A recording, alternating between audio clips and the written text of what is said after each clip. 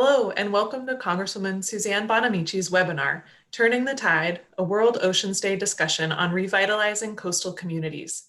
Thank you for joining us. The discussion will begin in just a few minutes. As co-chair of the House Oceans Caucus and Congressional Estuary Caucus, Congresswoman Bonamici knows that our ocean is an economic force. Unfortunately, our coastal communities are struggling to recover from the economic consequences of the coronavirus pandemic. Congress will be considering recovery legislation in the coming months, and the Congresswoman will continue fighting for efforts that protect the health of our ocean and create good-paying jobs, like investing in coastal restoration and resilience projects, strengthening ocean research and monitoring, and providing direct support for fisheries. If you've just joined us, welcome to Congresswoman Bonamici's World Oceans Day webinar. Today, the Congresswoman is joined by Janice Jones from Ocean Conservancy, Deborah Marriott from the Lower Columbia Estuary Partnership, Jamie Peckham from the Columbia River Intertribal Fish Commission, or CRITFIC, Nancy Fitzpatrick from the Oregon Salmon Commission, Jack Barth from Oregon State University, and Jan Newton from the Northwest Association of Networked Ocean Observing Systems, or NANOOS. Now we'll go ahead and get started. Here's Congresswoman Bonamici. Thank you so much, Allie, and thanks everyone for joining us. I'm Suzanne Bonamici, and I'm honored to represent Northwest Oregon in Congress and serve as the co-chair of the House Oceans Caucus and Congressional Estuary Caucus. And thank you for joining us to recognize World Oceans Day. We are facing unprecedented health and economic crises, and I first want to acknowledge that these are very challenging times. Many of us are worried about loved ones who are sick or vulnerable. Nearly 43 million people have filed for unemployment benefits just since March. The pandemic has upended livelihoods and our entire economy. We cannot ignore the coronavirus pandemic and its economic consequences are disproportionately affecting communities of color. The disparities in unemployment rates and access to healthcare cannot be ignored. And of course, the recent killings of Ahmaud Arbery, Breonna Taylor, and George Floyd, and too many others, demonstrates how centuries of systemic racism and policy choices in our country have resulted in a lack of accountability in the areas of racial profiling and excessive use of force. We cannot bring back those whose lives have been lost, but we can make systemic changes to support Black Americans and other people of color. Racial, economic, and environmental justice must and can be at the core of our nation's plan to recover from the coronavirus pandemic. Our focus on immediate disaster assistance is not enough. In the coming months, Congress will develop a recovery package that focuses on creating and restoring good-paying jobs, likely through infrastructure investments. And as co-chair of the House Oceans Caucus, I know and appreciate that our ocean is an economic force. Coastal communities, including those on the Oregon coast, contribute $7.6 trillion to the U.S. economy annually. The blue economy drives approximately 149,000 businesses in our country that employ more than 3 million people. But our coastal communities are struggling in the wake of the coronavirus pandemic. Until visitors can safely return and support the economic prosperity of our coastal communities through tourism, recreation, and support for our fisheries, we need to provide a lifeline. So this National Ocean Month, I'm leading my colleagues in calling for a $10 billion investment in coastal restoration and resilience projects, the creation of an advanced research project agency, Ocean, or ARPA-O, and investment in ocean observations and monitoring, and support for our federal research enterprise. These investments are modeled on the work of NOAA following the Recovery Act of 2009 and would protect our ocean and coastal ecosystems while also supporting the creation of good-paying jobs in diverse sectors of our economy. The health of our ocean reflects the health of our planet. And for far too long, the ocean has taken the brunt of our inaction to address the climate crisis. Investing in the restoration and protection of our ocean and coastal ecosystems will not only jumpstart the economy, it can also help capture the power of our ocean to mitigate the climate crisis. In recognition of World Oceans Days, I'm World Oceans Day. I'm pleased to be joined by a panel of ocean, estuary, and fisheries stakeholders and experts from our region to discuss how we can turn the tide to revitalize our coastal communities. So I'd now like to invite our panelists to introduce themselves, and let's start with Janice Searles-Jones. Thank you, Congresswoman. I am delighted to be here with you, a true ocean and coastal leader, and with all these other amazing colleagues on World Oceans Day.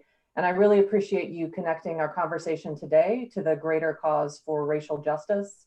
As you noted, ocean and climate are inextricably linked, and we can't solve the climate crisis without racial justice. Again, my name is Janice Searles-Jones. I'm based in Portland, Oregon. I'm the CEO of Ocean Conservancy, which is a nonprofit conservation organization that works in the United States and in coastal communities around the world to protect the ocean from today's greatest global challenges. We take a science-based solutions approach focused on a healthy ocean and the wildlife and the communities that depend on it. Thank you so much for joining us. Jamie Peckham, welcome. Thank you, Congressman Bonamici, and thank you for your leadership in ensuring that diverse voices are brought into this forum. My name is Jamie Peckham. I'm the Executive Director of the Columbia River Intertribal Fish Commission, which is made up of the 4 Columbia River Treaty Tribes, Nez Perce, where I'm from, Yakima, Umatilla, and Warm Springs.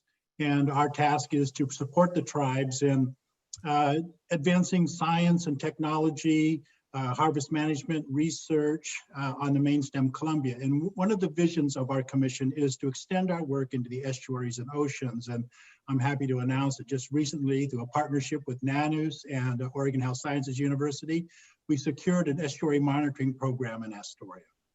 Terrific. Thank you for joining us. Deborah Marriott, nice to see you.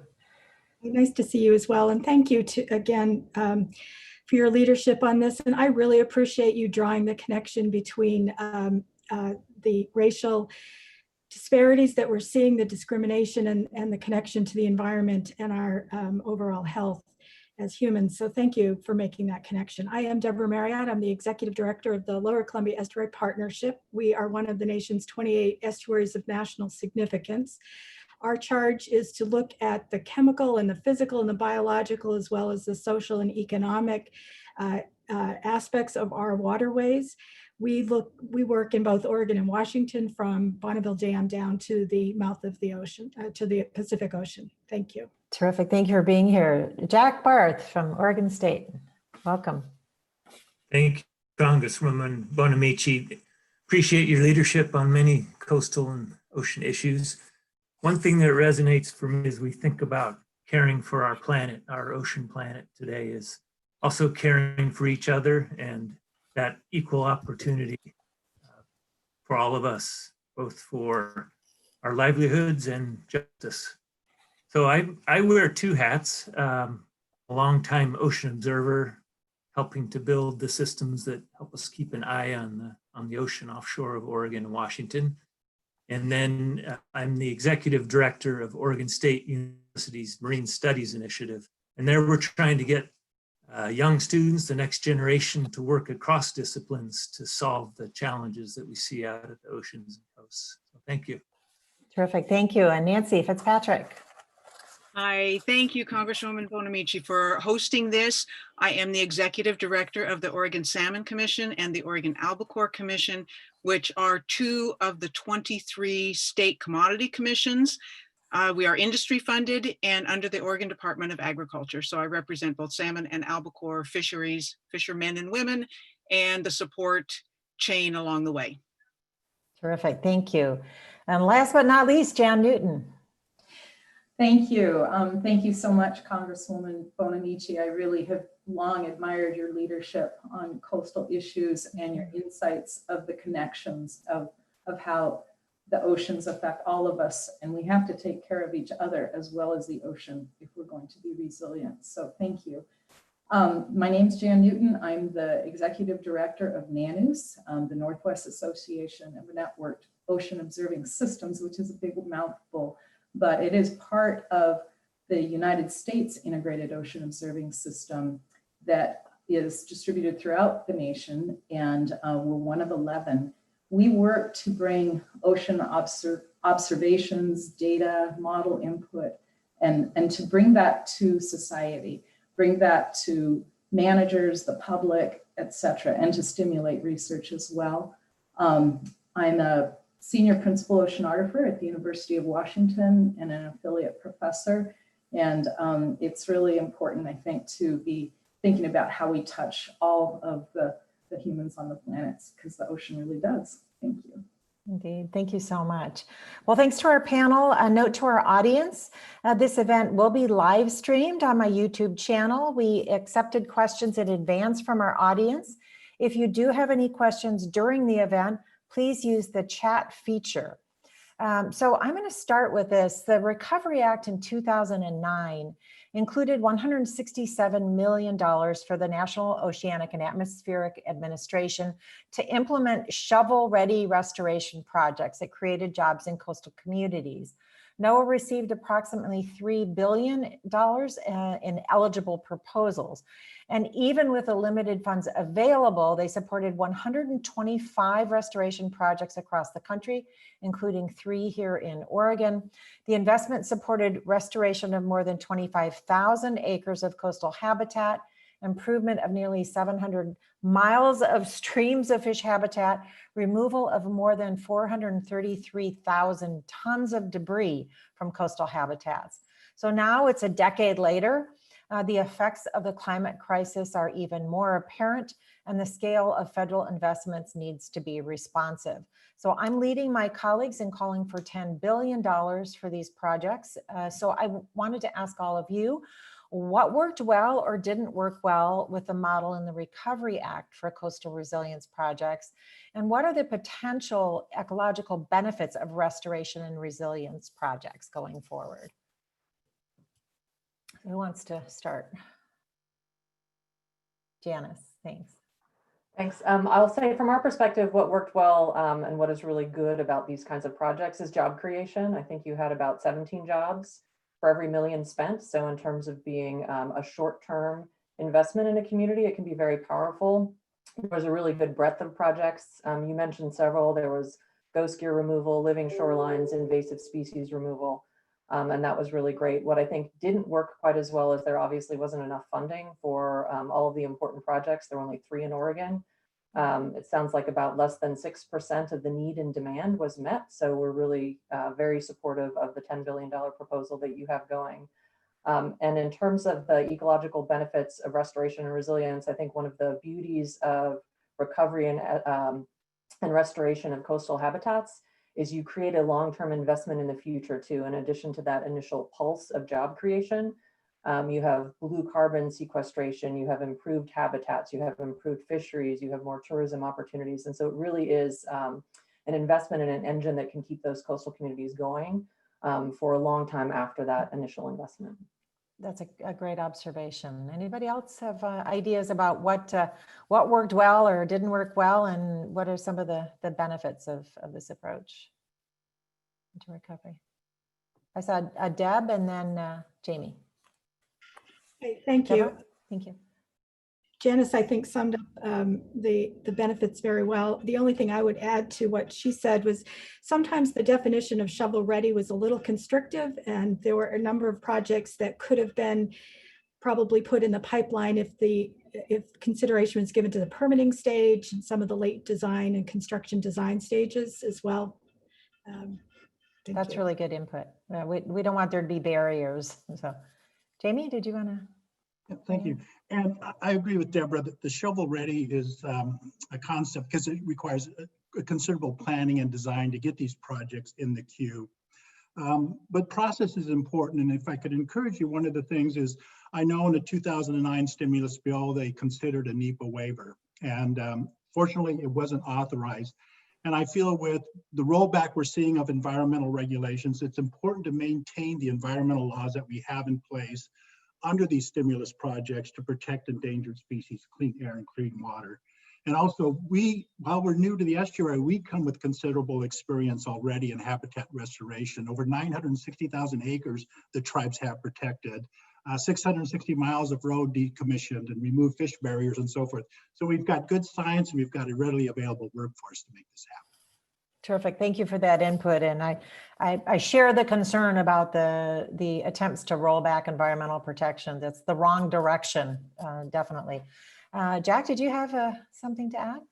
Sure, I just wanted Terrific. to mention during the same Recovery Act time, there was an injection of money into the National Science Foundation for the Ocean Observatories Initiative. And that allowed us to build some of that infrastructure offshore to keep our eyes on the changing ocean. And the really nice thing about that is we were able to add some sensors to watch for changes in dissolved oxygen in the water, so important to marine life, and the emerging issue of the acidity of the water. So we quickly got pH sensors and PCO2 sensors hot off the shelves from some of our ocean technology companies and got them out into the water. So that's an example of where we were ready and we kind of knew what was coming, and the Recovery Act really helped it. And hope we can do that again. And those ocean tech jobs are real ones. Philomath, Oregon, Bellevue, Washington, you name it. There's places that are making these sensors that we can use out in the ocean. That's great. Thanks for that input. Yes, we want to hear from Jan as well. Yeah, I want to underscore what Jack just said and to say that as these restoration projects are happening, please make sure to check out a lot of the tools that Janice is offering. So models of circulation, as well as the real-time observation that Jack was mentioning. He was referring to some infrastructure offshore through the NSF OOI project. But, you know, as we mentioned with Jamie at the top of the hour, there's CMOP sensors in the Columbia River and offshore. There's other state and university and industry partners up and down the coast. And so a lot of that information is there. And if there isn't something that you want to know, please reach out to us, because that's one of the great things about IUS and NANUS is that we respond to stakeholder input. So like our tuna fishers app, that was totally because of stakeholders. We have one for shellfish growers. So I hope to hear as these projects go forward how we can partner. That's great. And speaking of reaching out, I think it's very important that we communicate once we are in this recovery stage, what we are doing with the money, and let the public know the benefits and what we're using the funds to accomplish. That helps build confidence. Okay, Nancy, did you want to weigh in, or should I move on to the next? Next question would be great for me. Thank you. Great, terrific. So nearly 43 million people have filed for unemployment since March, as I mentioned, and our recovery package needs to focus on creating and restoring good paying jobs. So notably, the $167 million investment in the Recovery Act for NOAA created more than 2,000 jobs in labor-intensive restoration projects like building oyster reefs and removing invasive species. So going forward, what are the direct, indirect, and induced economic benefits of these restoration and resilience projects?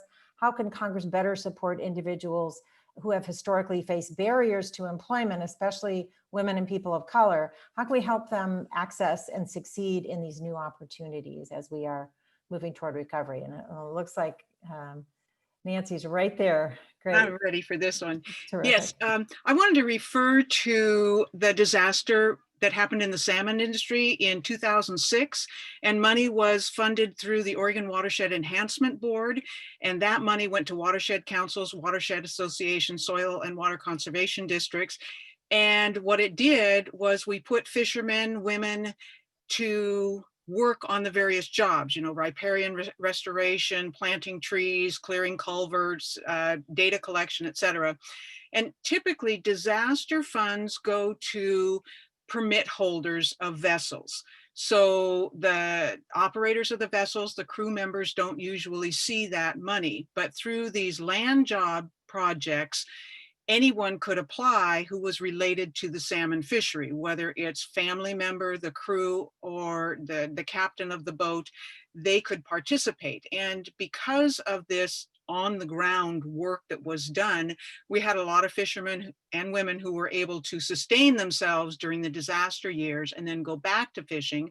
Others became land-based employees and learned a lot with that. So it was a right on the ground project that got the fishing industry participants involved so that they could survive for those tough years. And so it's a model, I think, for some future things that can be done.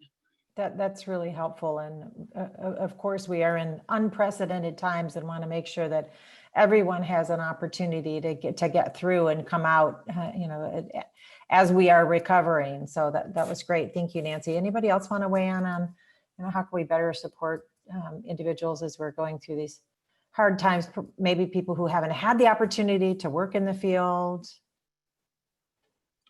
Yes, Deb. I think one of the things that's becoming clear is we don't have everyone at the table. So the so-called table that needs to be there. And I keep thinking of the percentages of our population that aren't there. 50% of the women were still a kind of male-dominated decision-making structure, and people of color, Native American, Indigenous people are not at the table. And I think once our table looks like our communities, we will make better decisions about what we need to do going forward.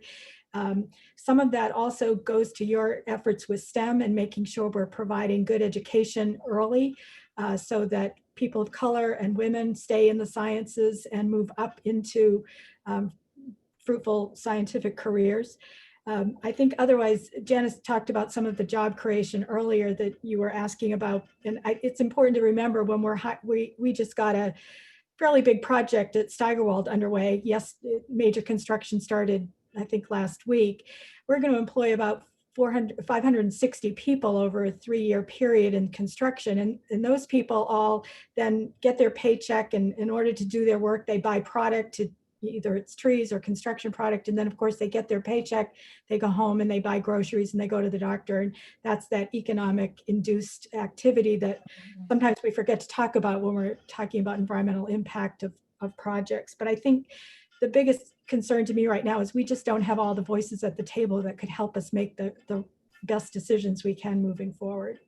That's a really good point. And I think we're seeing progress in that area, but boy, there's still a lot of work to do. Janice, did you want to add? Yeah, I would agree with what Deborah just said, and state what I think is embedded in all this too, is whenever we're thinking about projects and job creation, if we can embed job training in part of the project funding so that people in communities who haven't historically been directly involved are not, don't feel precluded from actually starting to develop those skills and start working in those industries. So I think that is one way to think about how we invest more broadly and broaden that table, Deborah, as you said.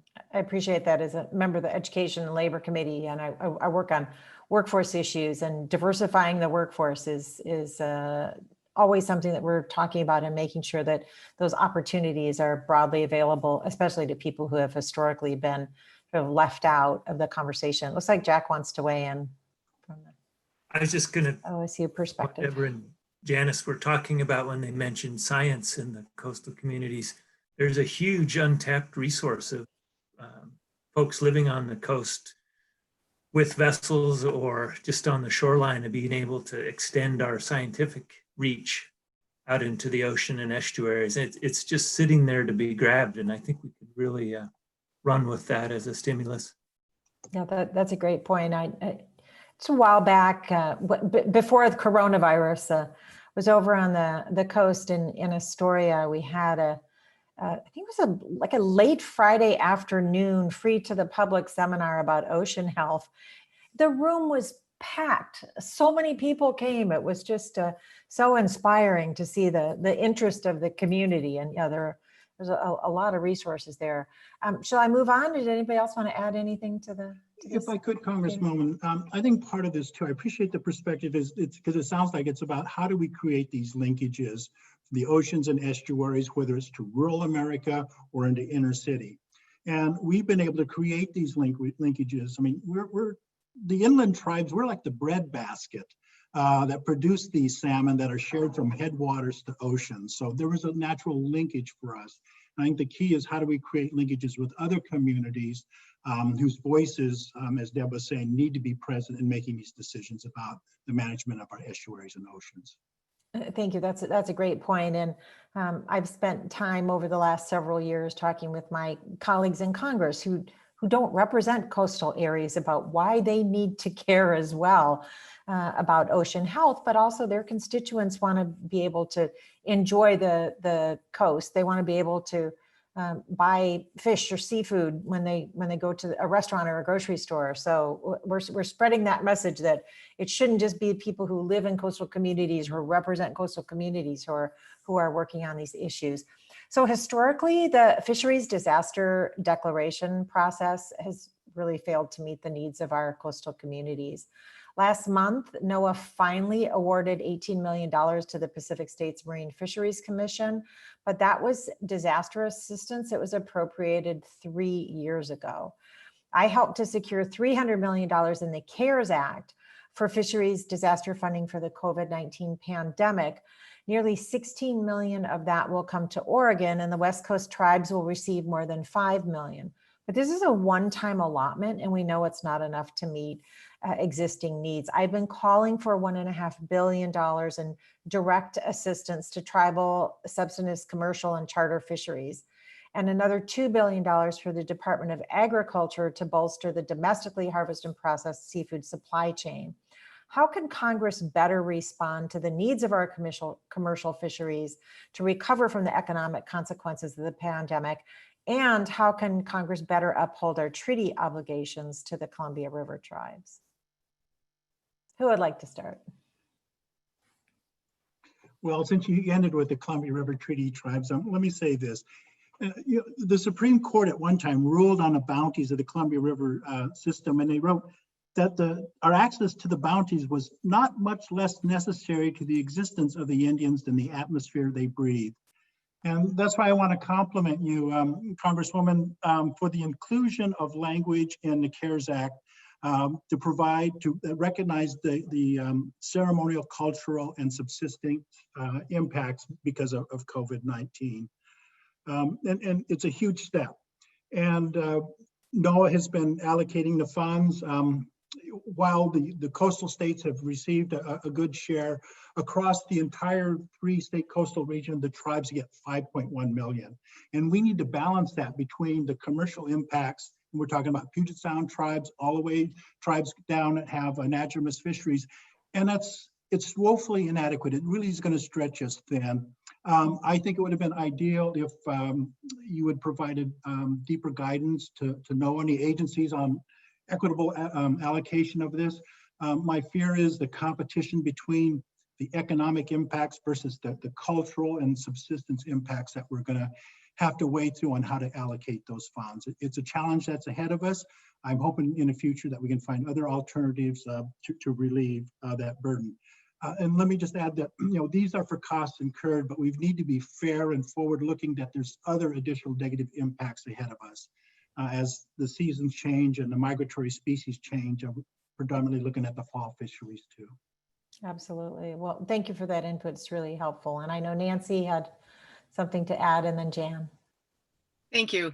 The biggest issue facing our fishing families is moving the fish from the boat to the ultimate consumer. Obviously, in this time, people aren't going to their retail stores, their restaurants to find seafood. They've been closed. Some of them are starting to reopen now. Salmon in particular is rarely frozen, so it comes off the boat fresh and goes into the restaurants and the retail stores. And so that avenue is closed at the moment. And we opened April 20th. And due to weather, we haven't had that many boats go out, which is a blessing right now, because that means we don't have a glut of salmon sitting there trying to find a home. And people don't really think that albacore has an issue, because most of ours is frozen at sea, which is great. And it goes into the suppliers and distributors. And their avenue for that is over the winter time, all of that frozen albacore as loins or medallions goes to the restaurants and the retail stores, and it cannot. So now they have an excess inventory of albacore. So when the season starts in later June, will they be able to buy albacore? So our biggest concern is hopefully the counties, the communities can move through their phases, which will allow the stores to be open. And the other part of that is the consumer has confidence to go out there into the public and buy the seafood. And as we all know, seafood is a wonderful source of nutrition, protein, etc. So it's trying to ensure that our seafood can make it through the supply chain to the ultimate consumer. Yeah, I appreciate that. It is such a challenging time. And as we're seeing counties starting to open back up, we know it's been a slow process, and we need the testing, we need the contact tracing, we need the isolation. But you're right about mentioning the consumer confidence. We also need to make sure that people are confident going back to the store or to restaurants, and hopeful that, Oregon is on a path, but sometimes it feels really slow, especially to those who are struggling. So, and there are many. So I appreciate that insight, Nancy. And I think Jan, you wanted to add to this as well. I did. I wanted to reply on some of the things that I heard Jamie mention, and that I've heard from some of our tribal members within NANUS. We're happy that Crit Fig is a new NANUS member, but we work with many treaty tribes in Washington and Oregon, and I have a project with the 4 coastal treaty tribes in Washington State on a regional vulnerability assessment to ocean acidification. And on our last call, we decided to take the last call just to check in with everyone and see how people were doing, what with COVID, what with the racial violence and inequities. And one of the things I heard from the Quinault Indian Nation is, first of all, a thank you to you for trying to get that money, but that securing the money isn't enough, the implementation and what Jamie was talking about. 2 things. One is avoiding the food fight, but the second is that they're still waiting for the money. They haven't received it. They put in a request on April 3rd. And so all of your hard work isn't getting implemented the way that you want it to. And I told them that I would mention this. No, I appreciate that. And I know you can't see my staff right now, but I know they're noting to follow up on that, as we absolutely need to do when we appropriate money, especially during a pandemic that needs to get to the communities that for which it was intended, and rapidly. And that's what emergencies are, to make sure that people get the help right away. So I wanted to move on. The ocean, as we know, covers more than 70% of the planet's surface, but despite our intrinsic connection to the ocean, we know very little about what's beneath its surface. And we actually have better maps of the moon than we do of the ocean floor. And I've been leading my colleagues in calling for a $100 million investment in supplemental funding for the Integrated Ocean Observing System and the creation of an advanced research project agency, Ocean, or ARPA-O, to overcome that long-term and high-risk, the barriers that have existed in development of ocean technology. So how can we seize on this moment to scale up investments in ocean observations like IUS or an ARPA-O as we head into the UN Decade of Ocean Science? And what are these observations and what are these observations and monitoring tools? How are they important for our coastal communities and their economies? I knew Jan would want to take this to start. Thank you so much for bringing this to light. Yes, it's an incredible opportunity, and we really need to seize it, and because the returns will come back to us.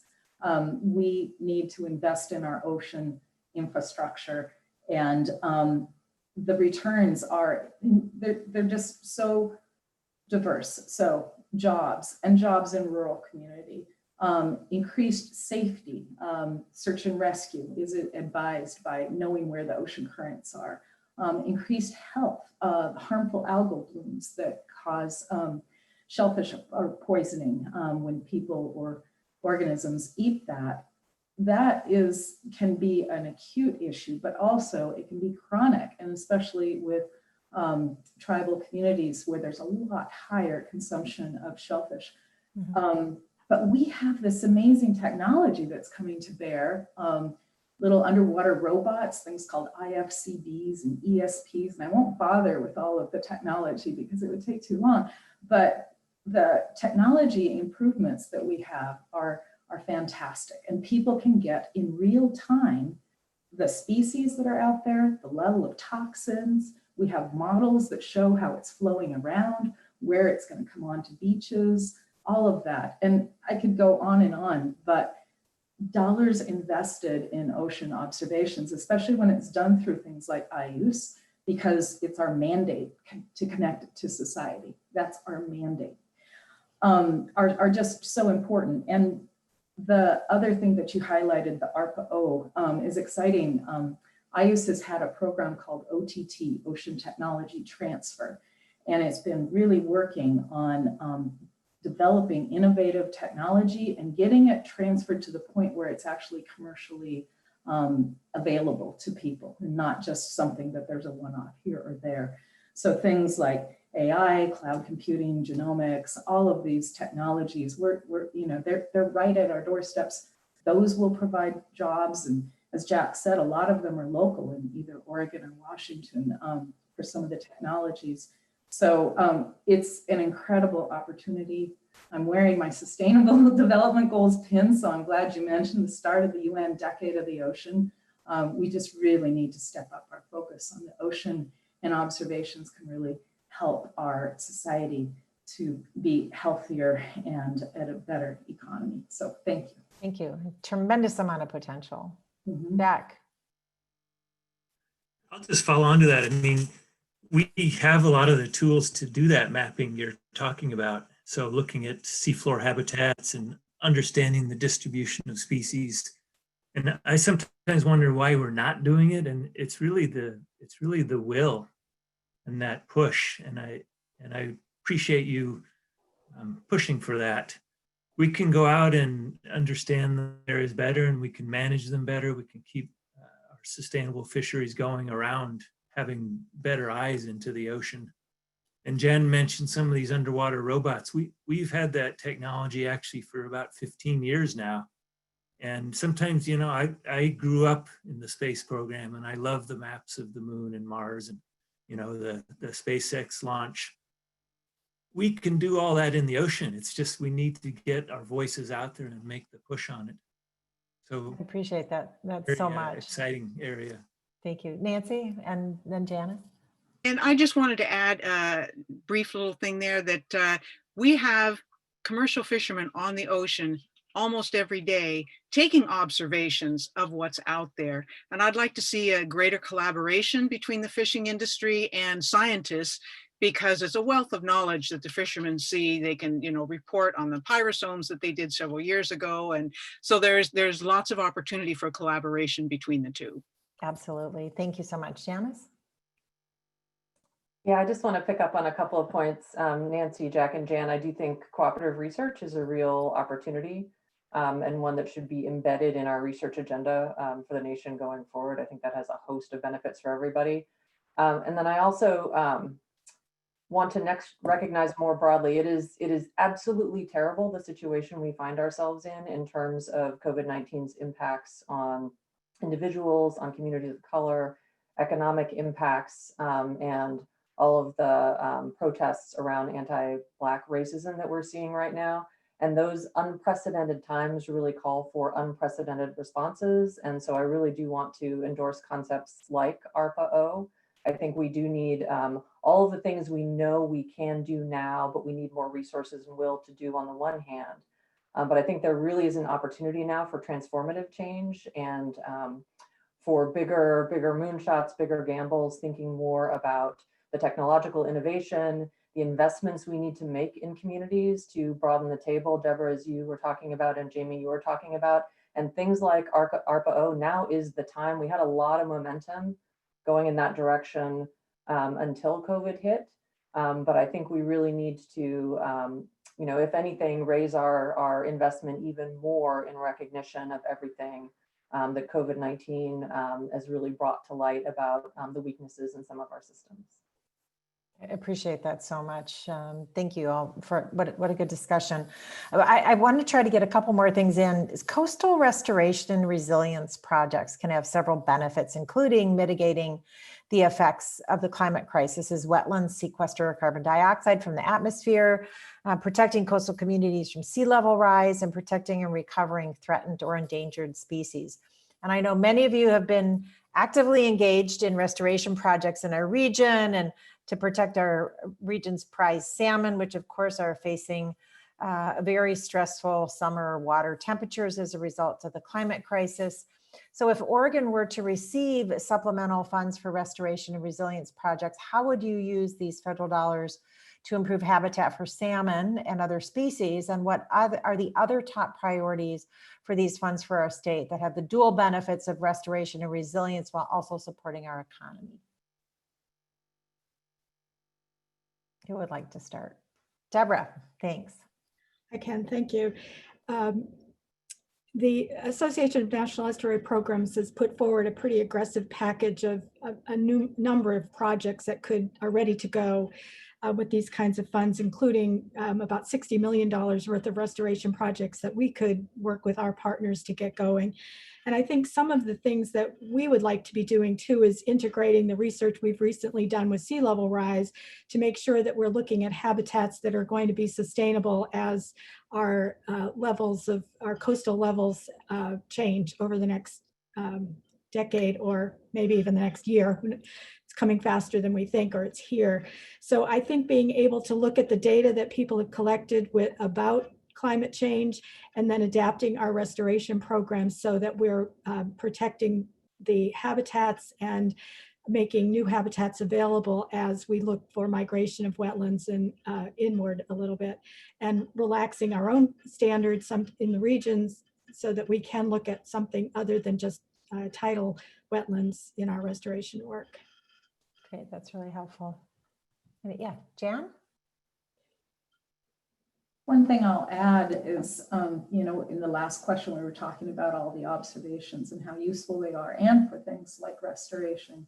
But I'm hopeful that the observations can be considered part of that, so that we're informing the restoration as well as tracking how it goes forward in time. Sometimes there's surprises, it doesn't go out the way we think it will. Mm-hmm. And when the observing systems have been level funded for so long, what we're finding is that it's not resilient.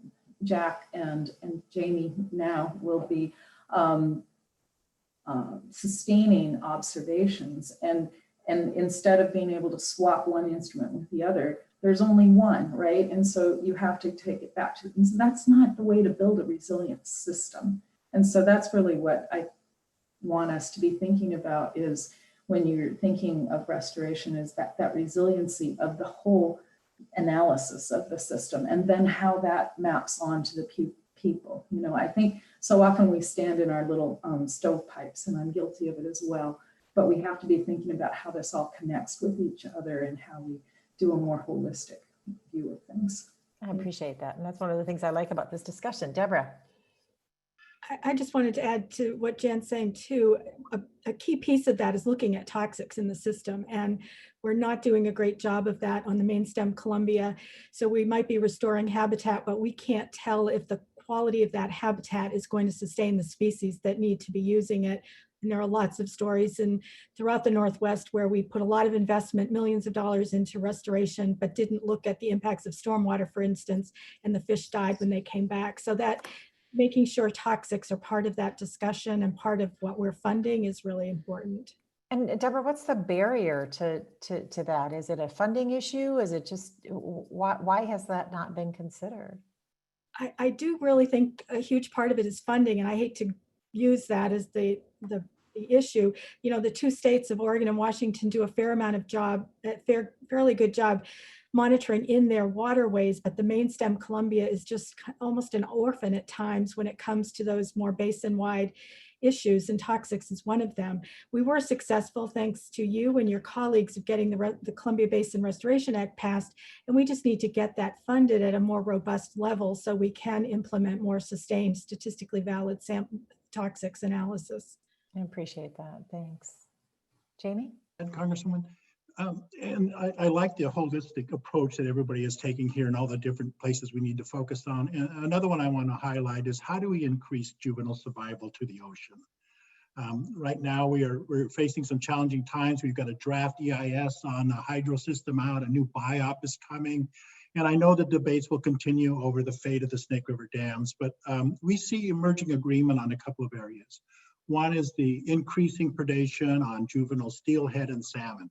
So what can we do with resources, whether it's through a stimulus package, to address kind of the piscivorous fish and the avian predation that is threatening the survival of juveniles?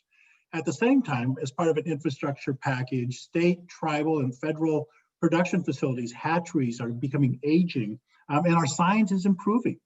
Innovation around supplementation, but we could use some additional resources to upgrade and maintain some of these aging hatchery facilities to provide more fish into the system, whether it's for human consumption or for orca whales. That's really helpful. Thank you so much. Our federal research enterprise will need direct support to recover, as we know, from the drastic effects of the pandemic. And many scientists were forced to put their research on hold, or worse, lost their data because of public health threats. It reminds me of the time during the government shutdown. Unfortunately, for many ocean scientists who received their funding from NOAA or NSF, this is the second time this has happened in 2 years. Many lost their research during the partial government shutdown, as well as the long one before. As a member of the Science, Space, and Technology Committee, I know that these issues are especially concerning. And I've had researchers sit in my office in tears, telling me, you can't put research on hold and then start it up again when the government funds the research. So how can Congress support researchers who had to ramp down or suspend their research projects to make sure that we don't lose their vital work or all of their vital work? And what role can NOAA cooperative institutes and the National Sea Grant College Program play in scaling research efforts back up and helping to prepare the next generation of NOAA scientists? Jack. Sure, I think Congresswoman Bonamici, you really hit on something there. Is, in the academia, at least, we have professors like myself that, have some backstop or security because of our institution, but our technical staff, all the folks that make things run, they go out on the ocean, they work with the sensors we've been talking about. That's really where the hit is, because they're funded in large part by those federal funds. And so we are in danger of losing a whole generation almost of expertise. And I think one way we can get through that as we bring our data gathering systems back online is actually to look at the data we have even closer and deploy that workforce to make the best use of the data to inform our decisions. So that's one way to put those researchers, right back to work as we spin up the observing systems. And I think I'll just remark on the cooperative institutes. Those have just been, win-win-win situations in my experience, where the government labs are working closely with the academic labs, and maybe even more for workforce training. You mentioned the next generation of the NOAA workers. That's where we can get the undergraduates now working in these transdisciplinary programs and have them sit side by side with a NOAA scientist and learn at a young age how that works. So I'm excited by increasing the effort in the cooperative institutes. Great. Yeah, the Sea Grant program's been wonderful too. Jan, and then I'm gonna try to get in one more question. I know we're getting short on time. I'll try to be brief. Thank you so much, Congresswoman Bonamici, and thanks for your leadership on this. I want to underscore a couple of things Jack said that may not be that obvious, but through the cooperative institutes, but just also just in general, there's a lot of partnerships among the federal agencies, state agencies, academia, tribes. I think it's particularly rich in the Pacific Northwest. I think we do it really well, and I'm very proud of that. But I will tell you that had a really disastrous effect. That I'm one of the leaders of the Washington Ocean Acidification Center, and that's state of Washington dollars. We are funding a person to do research on salmon and sablefish and their ability to smell not only their predators, but also their natal streams. Because he had his 8 months lead up experiment at a NOAA facility and was locked out, he lost all of that work. And so a lot of times we think about, how to take care of our NOAA scientists, but recognize with all the partnering, it's much broader. And as Jack said, the technical staff that are working off of federal dollars in universities or even at state or tribal institutions are really depending on those funds. So it's a much bigger footprint that is there. I appreciate that, Jan. Thank you. I'm going to try to get this question in real quickly. We know that every minute the equivalent of a garbage truck full of plastic is dumped into the ocean. So how can we make sure we're not losing track of our goals to clean up and prevent marine debris? And everybody want to weigh in on that quickly so I can get to the final input from all of you. Janice. Sure. I think the pandemic's actually really revealing just how desperately we actually need to deal with our addiction to single-use plastics. And you're having a lot of, even though there's no evidence that plastic bags are better than reusable ones or any less contaminated than other surfaces in grocery stores, you're seeing a lot of moving back to those single-use items because people are scared, and health is definitely, and safety is definitely the priority right now. But we're already seeing, we orchestrate an international coastal cleanup globally. We're seeing a lot more personal protective equipment, a lot more takeout containers. Cities are struggling with what to do with increased recycling. And so I think it's really been laid very bare that we do need federal legislations and standards and to put some infrastructure in place. So this isn't a municipality by municipality struggle to deal with sort of the tsunami of plastic that we're seeing right now. And I think we can expect to see an uptick while everybody's really focused on health and safety. But I think it's a great time to really challenge the system and think about new, bigger scale solutions and push those through so that when we get through the pandemic, we can make sure we're in a position to really reduce the proliferation of those single-use plastics and create systems that we can really recapture those plastics that do need to be made. It's a great point. I think we were just seeing so much increase in awareness and then the pandemic hit. So I'm going to move on because I want to ask each of you to answer this one, hopefully in a sentence or so. What keeps you hopeful and energized about our fight to protect the health of the ocean and revitalize our blue economy? What keeps you hopeful and energized? Who would like to start? I'll start then. Thanks, Jamie. I always feel hopeful when I get to hang out with smart and passionate people like this panel that I'm gathered with today. But I'm also hopeful because of our history. The chapters in our history, despite it, we're still celebrating our existence today. And when I think forward to the decade of ocean science, we're bringing that staying power along with our voice and our vision to work alongside you for the betterment of our future. Thank you. Who would like to go next? Janice. I'll say I've been an ocean advocate for 25 years and never before have I seen the level of interest and energy devoted to ocean issues in coastal communities outside of people who interact with the ocean every day. And I think that's really important to turn more and more people into ocean people. And I think that will make a huge difference for us. So I'm very optimistic about the momentum that is growing now. I think it's real. I think it's going to be hard to turn off. And I think that will really help coastal communities and people who interact with the ocean every day elevate the ocean in the priorities that we all have. And so that's really exciting. That's great. Thank you. Jack. I'm energized by the young folks. I mean, just like we're seeing across the country out in by the thousands.